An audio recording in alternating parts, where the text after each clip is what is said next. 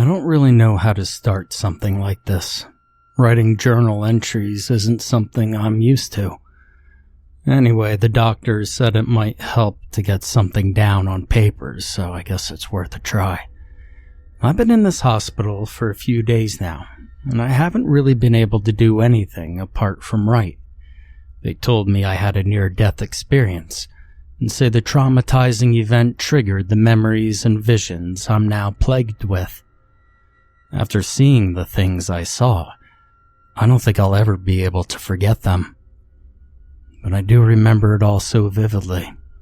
Every sound, every conversation, every feeling of terror, as if I'm still stuck in that nightmare. The events, they replay over and over again in my head without any end, and I haven't been able to sleep. So, I'm writing down everything that happened, while it's still clear in my mind. And I'll start from the beginning. Everything happened a few days ago when I was invited to go on a camping trip with my friends, Matt and Alex. Nothing over the top, of course. We just wanted to spend a day or two in the wilderness, and I really just wanted to take a break from my busy work schedule. Matt suggested we check out the forest that surrounded the hunting cabin his family owned, considering it was relatively close by and fairly easy to get to. Alex and I, well, we agreed. Hell, the idea seemed as good as any, and within the next day we all arrived at the property in Matt's pickup. We didn't waste any time, and after making sure everything was in check, we gathered our gear out of Matt's truck and headed out towards the tree line, following a small path through the tall grass and up to the forest's edge. As we followed one another into the forest, Matt took the lead, picking up a stick to walk with and humming the catchy tune of some infomercial. We headed north for about an hour or so.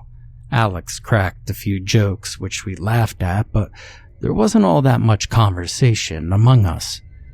It was still reasonably early in the morning, and we mostly concentrated on walking without tripping over fallen branches and simply taking in the beautiful scenery that surrounded us.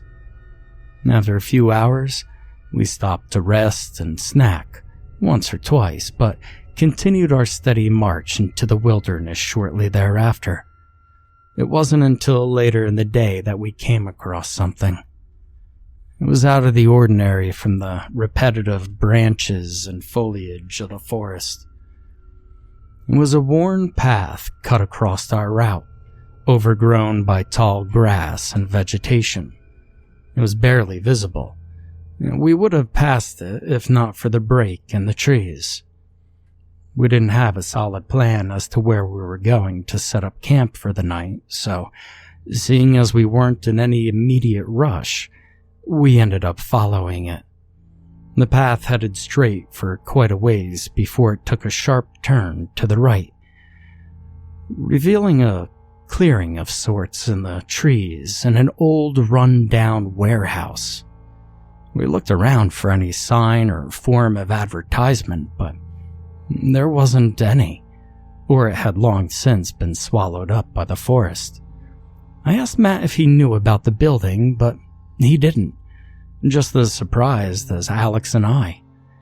I couldn't blame him either. You see, in retrospect, Matt's hunting cabin was barely used, and the idea of there being some old abandoned building close to his property really didn't surprise us that much.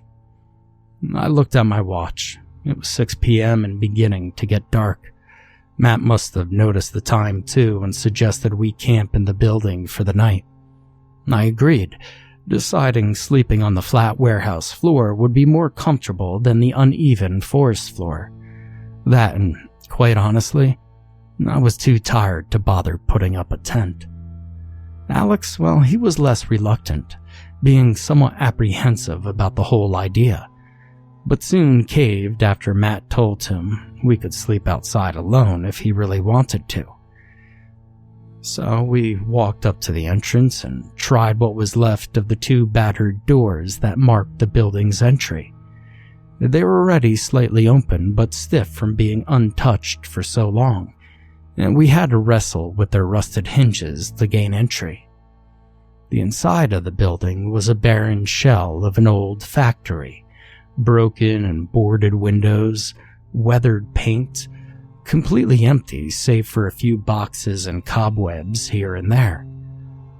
We decided to set up a makeshift camp in the center of the main room and move the spare boxes around to sit on. We'd been talking and joking for a while, eating what food we brought with us, when we heard a distant crash echo throughout the building. Our heads all glanced to the left where the sound seemed to have originated.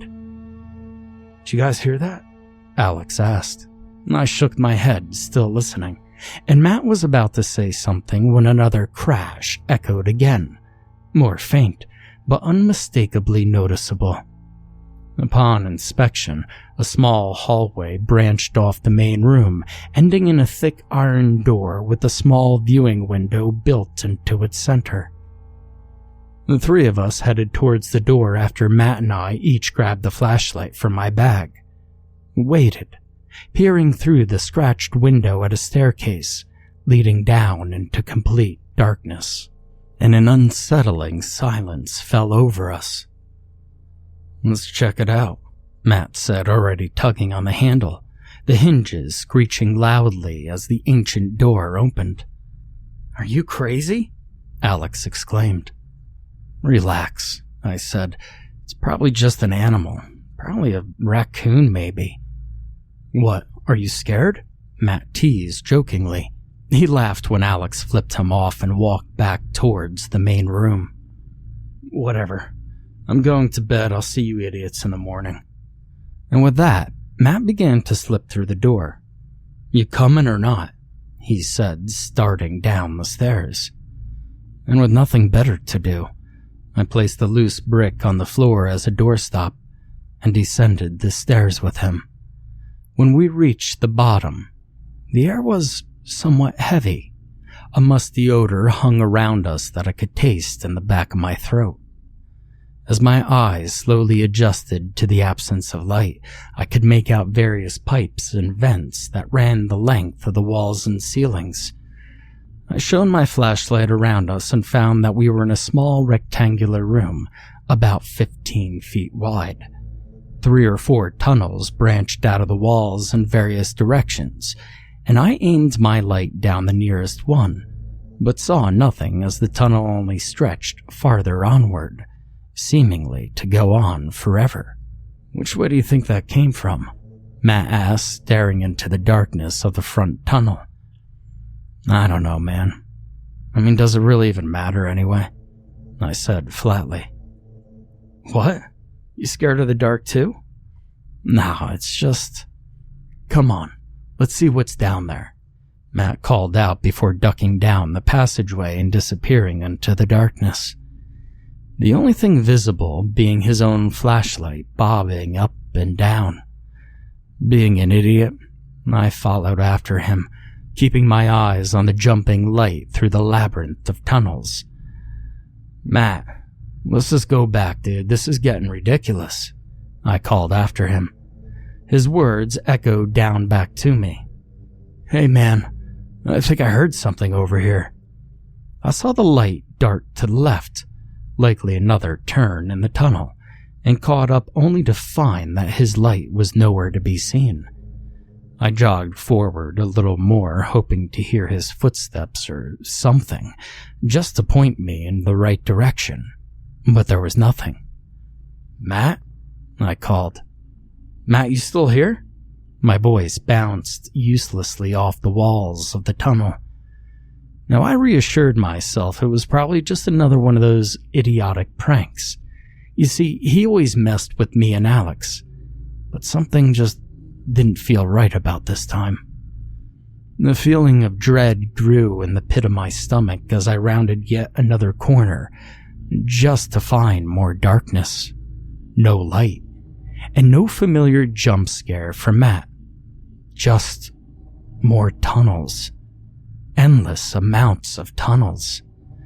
And suddenly the tunnel was filled with a blood-curdling scream that seemed to come from everywhere around me, stopping me right in my tracks. But just as quickly as it started, it ended, as if cut short by an invisible force. I hesitantly called out to Matt again, but there was no answer, only the occasional drip of water from the ceiling. And it was at this moment, in this silence, when I heard it. Footsteps. I aimed my flashlight down the tunnel, thinking it might be Matt running towards me. But as the sound grew louder, it seemed closer to something running on all fours.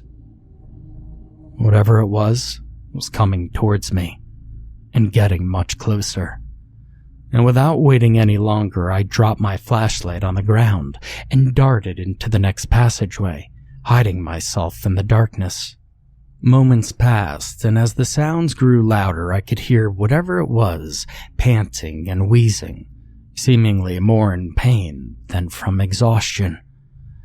The flashlight on the ground illuminated the figure now at the mouth of the tunnel.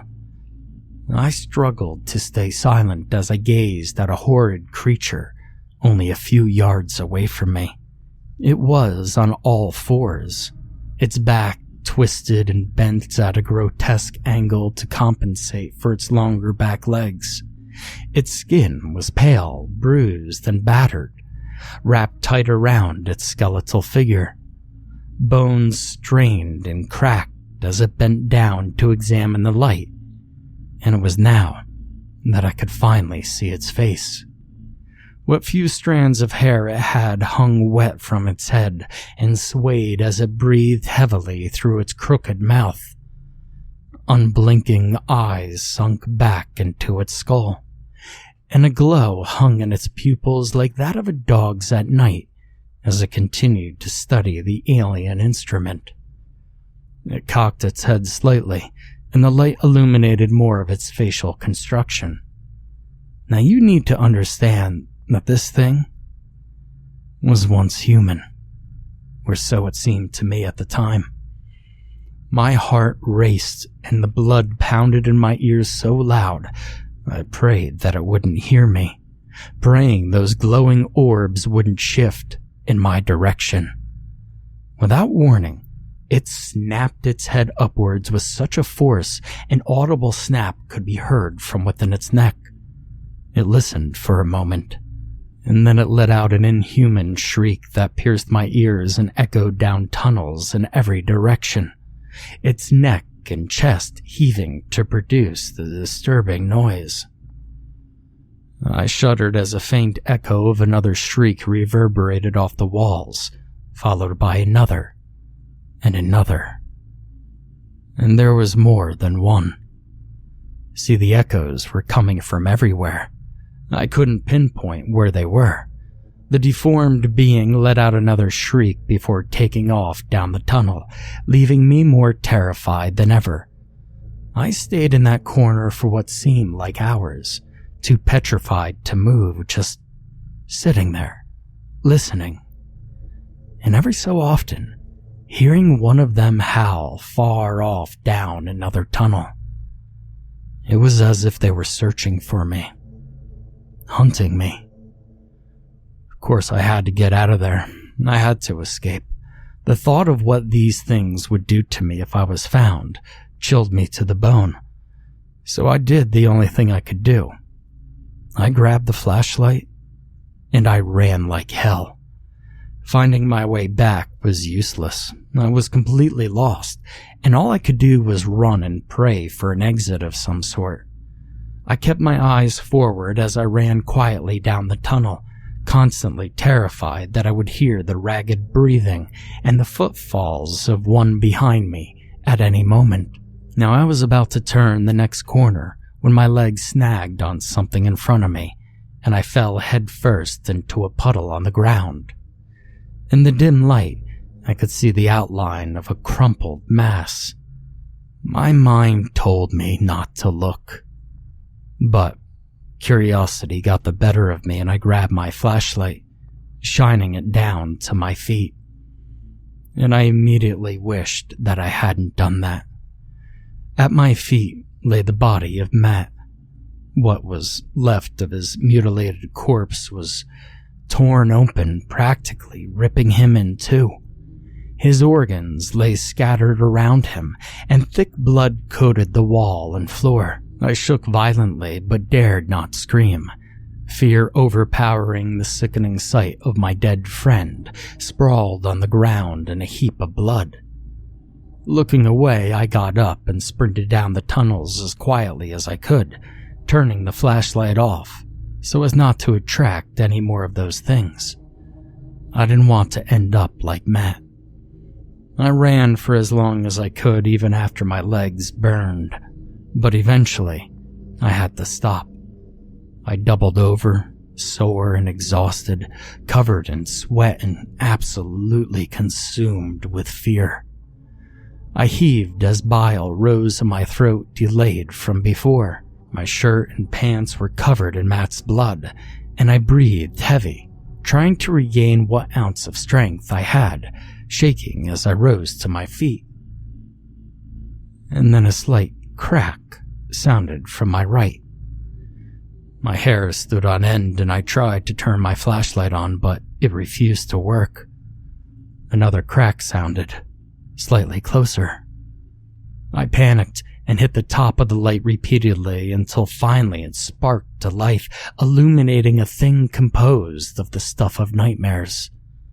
Glowing pupils constricted as its eyes widened, lips curled back into a snarl, revealing teeth stained with blood and rotting with decay. I inched back in fear as it shifted closer to me, its shoulder cracking with each stride as if dislocated. And my mind screamed at my legs to move, to run, to get the hell out of there as fast as possible. But it wasn't until the thing threw its head back and screamed to the other pack members that I was released from my terrified trance. I sprinted down the tunnel, fueled with adrenaline, its head snapping back to me when it saw my movement. It snarled and bounded on all fours with inhuman speed. And I sprinted as fast as I could, taking rights and lefts in the disorienting tunnels, but its enraged screams were always right behind me. I couldn't outrun it. I needed to hide or find something to defend myself with, even if fighting was useless. My eyes turned to the wall where rusted pipes ran the length and connected to the ground, and in a desperate attempt, I grabbed the nearest one and pulled it with all my might, hoping it would come off the wall with ease. My heart dropped as it moved only slightly, and my arms burned as I pulled ruthlessly on the rusted pipe. Shrieks and screams of it, and now others, growing closer and closer. And finally, it came free just in time as the creature crashed around the corner. It lunged at me, arms outstretched and clawing at the air. I braced myself and swung with what energy I had left, feeling it collide with the creature's jaw. A sickening crunch echoed in the tunnel, and the being shrieking in pain and confusion. In a blind flurry, it swatted me away with its arm, knocking me back against the wall so hard I saw stars. It moaned again, its head bent to the left at an absurd angle from where the pipe had collided, before it collapsed on the ground. Movement caught my eye behind it.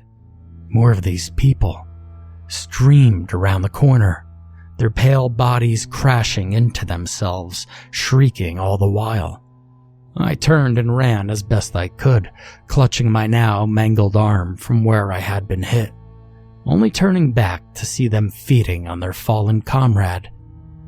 Its screams of agony went unnoticed, as it was now nothing more than food in their minds. It wasn't long, however, before they began to climb over each other to continue the chase. Their wild eyes locked on me. My vision blurred and blood pounded in my head as I ducked past another archway in the tunnel. I had long surpassed my athletic limits and was running on fear alone. I could hear their shrieks and cries just down the tunnel as they raced toward me, limbs and bones clashing as each one tried desperately to get the first bite. I turned yet another corner and my heart stopped. A sliver of light illuminated the end of the tunnel. A drain pipe, just large enough for a child. There were only moments, seconds maybe, between me and the mass of deformed bodies that hurtled down the tunnel. There was no time to decide. I bolted for the opening, and I dived through the narrow space, crawling as fast as I could. Now it didn't matter how much the hard pavement scratched and tore at my knees and arms. I was so close to escape, but I knew that they were right behind me, clawing savagely for my legs, enraged by the instinct to feed. Just as I was nearing the end of the opening, fingers dug into my ankle, and bolts of pain shot up my leg, and I screamed in agony. I felt something snap in my ankle as it snarled and drove its nails deeper into my skin. I yelled out in anguish, struggling as I pulled back down the pipe. With a last-ditch effort, I kicked as hard as I could with my free leg, feeling it connect with something hard. It shrieked in more than anger than pain, only tightening its steel grip on my leg. I brought my foot down again and again, desperately trying to free myself until it finally let go. I looked back to see a bloody tangle of arms and figures, savagely fighting to reach me as I pulled myself along the last remaining inches. And I fell. You see, this is where my memory begins to fade. I remember hitting cold water and seeing the night sky. Too tired to do anything but lay in the water. I remember looking up to see glowing eyes staring back at me through the narrow opening before I welcomed rest, and I blacked out. I was found washed up on the side of a river, half dead and suffering from hypothermia. My left ankle was broken, and my right forearm completely shattered. I woke later in the emergency room, and the doctors told me I was lucky to be alive, and before long, police authorities came to question me. I told them everything, but my story was dismissed as a result of stress and shock. As I said before, I can't sleep. Every odd sound sends me into a state of panic, and I can't deal with reliving every event of that day when I close my eyes. But the worst part that terrorizes me even more than anything, is that Alex is still there. And that door that we opened, well, that door is still open.